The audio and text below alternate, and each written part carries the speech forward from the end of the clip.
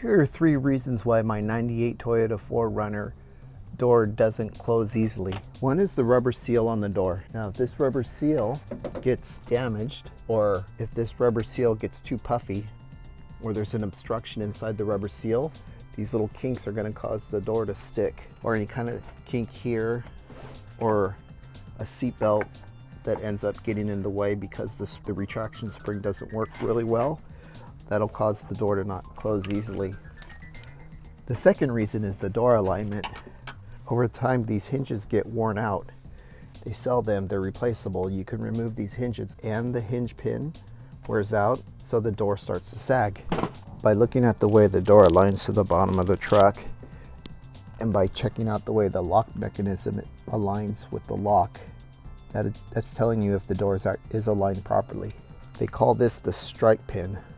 And if the strike pin, it can't be aligned, so taking a hammer and banging on it or wrapping it with tape can also help make the contact between the strike pin and the lock mechanism better, so the lock will make better contact and engage and disengage the way it should. The third reason is the lock actuator itself is not properly engaging or disengaging.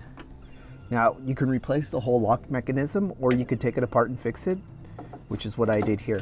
A great way to test it is to engage the lock with a screwdriver and then pulling the handle to disengage it, and that'll let you know if this is engaging easily by when you push it in. You can see if it's sticking, which it's sticking here,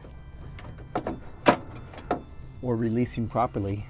And that's a great way to test it. And if that's the case, you got to remove the lock actuator, take it apart, re-grease it, or just replace the whole thing. They're a couple $100. If you want to see more about the lock actuator, check this out. I'm going to do a whole thing on it. A whole thing.